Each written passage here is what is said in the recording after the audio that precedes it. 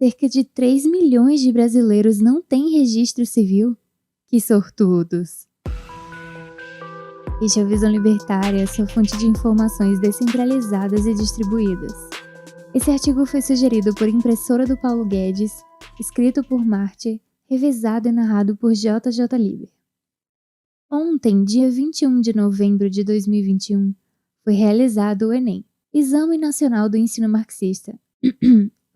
Quer dizer, Exame Nacional do Ensino Médio. Para quem não sabe como funciona a redação do Enem, vou explicar aqui alguns detalhes que são fundamentais para entender os objetivos estatais dessa prova. Há quem pensa que a redação do Enem é apenas uma prova para aferir se o candidato possui domínio da norma culta da língua portuguesa. Mas essa é uma competência que vale apenas 1/5 da nota da redação. Ao contrário de redações de outros concursos, a prova do Enem pressupõe que o candidato deve necessariamente deixar uma proposta de intervenção para solucionar o problema apresentado pela prova. Se não fizer isso, será penalizado. Dessa forma, estudantes são obrigados a se inspirar em planejadores centrais e propor soluções para resolver um problema que sempre deve envolver o Estado. O objetivo da prova do Enem é este: avaliar o quanto o estudante está alinhado com o discurso estatista. Não importa o ano, o tema da redação sempre vai envolver um problema no qual o Estado deve ser a solução defendida pelo candidato. Nós já tratamos disso aqui no canal sobre o tema da redação do Enem 2019 no vídeo. A redação que o Enem não quer que você escreva, mas que é verdade. Caso queira conferir, o link está na descrição. O próprio site do MEC deixa essas intenções bem claras. A elaboração de uma proposta de intervenção na prova de redação do Enem representa uma ocasião para que o candidato demonstre o preparo para o exercício da cidadania, para atuar na realidade em consonância com os direitos humanos. Tendo em vista tais informações, vamos analisar o tema deste ano: invisibilidade e registro civil, garantia de acesso à cidadania no Brasil. O tema foi apresentado na prova como um grande problema que afeta uma quantidade significativa de brasileiros. Muitos estudantes podem pensar: que absurdo! Como um brasileiro pode não ter CPF ou RG em pleno século XXI? Mas libertários também sabem muito bem que o controle e a vigilância são os métodos mais utilizados pelo Estado para obter mais poder. A prova apresenta 4 textos para servir como base para a elaboração da redação, chamados de textos motivadores. Num dos textos da proposta desse ano, lê-se o seguinte: a certidão de nascimento é o primeiro e o mais importante documento do cidadão. Com ele, a pessoa existe oficialmente para o Estado e a sociedade. Que lindo, não é mesmo? Você precisa que o Estado reconheça que você existe. É bem interessante como o Estado distorce as coisas. Primeiro ele diz que para você ser alguém, ele precisa reconhecer a sua existência. Mas daí, logo em seguida, ele fala que isso é para garantir seus direitos. Mas isso é só balela. Eles querem as suas informações apenas para te roubar. Sabendo que você existe, o Estado obriga você a pagar tributos escorchantes, restringe os seus direitos naturais e te faz obedecer um emaranhado crescente de legislações criadas a todo momento. Claro que o Estado quer saber que você existe. Como a Receita Federal poderia cobrar boa parte do seu patrimônio de você sem saber quais são os seus rendimentos ou o seu endereço? Como o governo poderia te doutrinar sem te obrigar a frequentar uma escola com as bases educacionais ditadas por ele? Como o governo poderia sequestrar seus filhos para lutar em guerras sem saber onde encontrá-los? E por aí vai. A máquina do Estado fica paralisada sem informações sobre quem você é. Por isso eles precisam tanto saber isso. O gado é sempre marcado por seu dono. Quanto mais informações sobre as pessoas, mais se aumenta o poder do Estado. Não é coincidência que governos mais autoritários, como foi o caso da União Soviética e como é o caso da China hoje, sempre façam uso de grampos telefônicos, vigilância constante, documentos de identificação, informantes, polícia secreta e censura. Lembra do nazismo? Pois é, os judeus também foram identificados pelo governo antes de serem levados para campos de concentração. Veja bem, não estou dizendo aqui que identificação não é importante. Afinal de contas, como você vai saber se o José da Silva é mesmo o José da Silva antes de fazer negócio com ele? Como saber que ele não está tentando se passar por outra pessoa? Bom, isso pode ser resolvido facilmente por mecanismos de autenticação no livre mercado, já que a demanda por isso é óbvia. O problema é quando o Estado toma para si a função de identificação, tornando a concorrência ilegal. Assim, o Estado se torna o agente controlador de toda a vida cotidiana. As pessoas sem identificação são como cidadãos de segunda classe, já que o governo as proíbe de fazer muitas coisas em suas vidas, tais como empreender, estudar e viajar. Bom, o que vem acontecendo nos últimos anos é um esforço do Estado em mapear cada vez mais os dados de todos os indivíduos que vivem no Brasil. O grande evento de 2020 ajudou muito o governo a acelerar esse processo. Estima-se que 46 milhões de brasileiros não estavam inicialmente aptos para receber o auxílio emergencial, mesmo tendo os critérios de renda exigidos, pois não tinham CPF, código de paspalho ferrado, ou não possuíam conta em banco.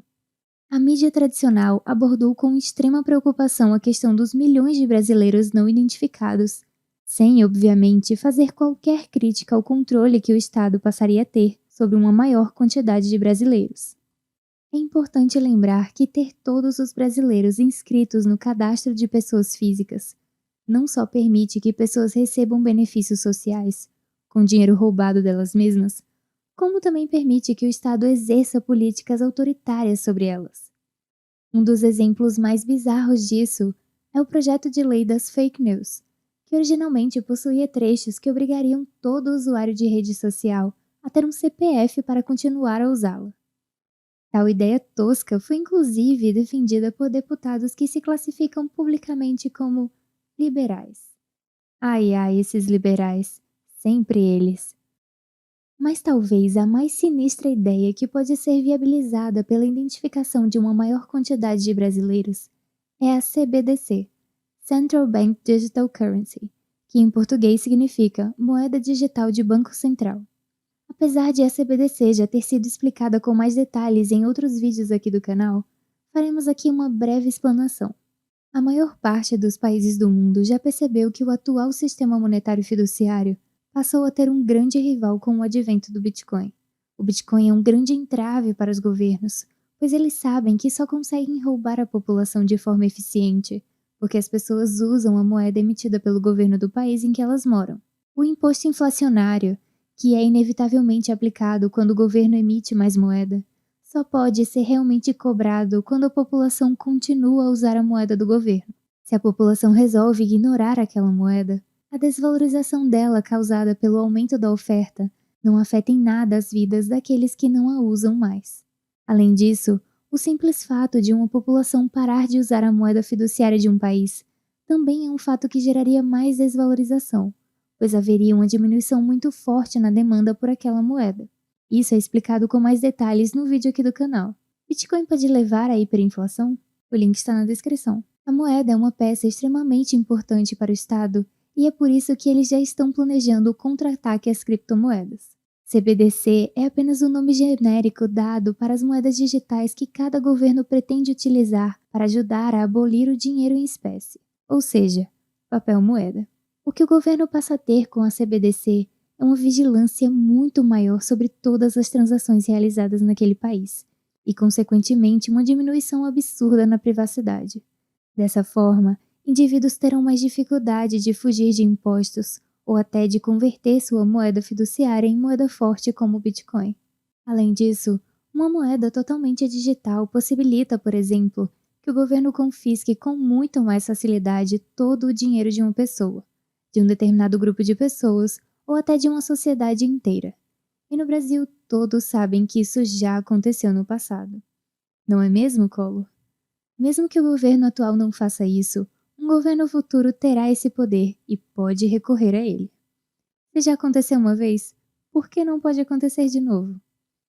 O projeto de CBDC do Banco Central Brasileiro recebeu o nome de Real Digital. Tal projeto foi muito criticado por Fernando Uras, que é um dos maiores divulgadores de escola austríaca de economia no Brasil. Ele defende que esse projeto deveria estar sendo discutido por toda a sociedade, e não deveria ser encarado como apenas mais uma inovação tecnológica, pois o poder que esse projeto concederá ao Banco Central é imensurável. Nas palavras dele, CBDC representaria uma forma de absolutismo monetário e poderia até ser encarada como o inferno na Terra. Mas o que isso tudo tem a ver com a identificação dos brasileiros? O governo precisa ter um controle muito alto de seus cidadãos para que consiga construir um sistema que dirá exatamente quanto cada pessoa tem em dinheiro e quais transações ela fez. Como sabemos que o Deep State não dá ponto sem nó, fica bastante claro do porquê esse é o tema de redação do Enem de 2021. Para o Estado, é preciso que os estudantes estejam cientes da importância de uma identificação cada vez maior dos indivíduos. Não só isso.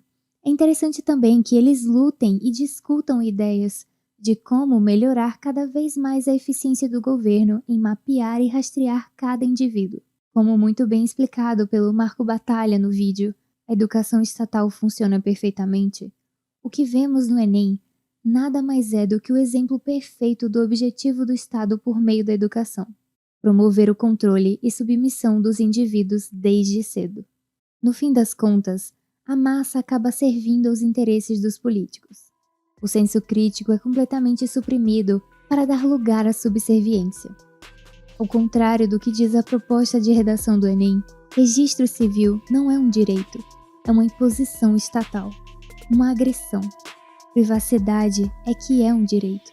Sua identidade pertence apenas a você e nunca ao Estado. A privacidade é parte essencial de uma vida saudável e livre. Acorde enquanto há tempo. Obrigada por sua audiência. Se você gostou desse vídeo, clique no ícone de curtir abaixo e compartilhe em suas redes sociais. Para ser notificado de outros vídeos, inscreva-se no canal e depois clique no ícone de campainha. Escreva artigos você também, acesse o nosso site visãolibertaria.com. Até a próxima!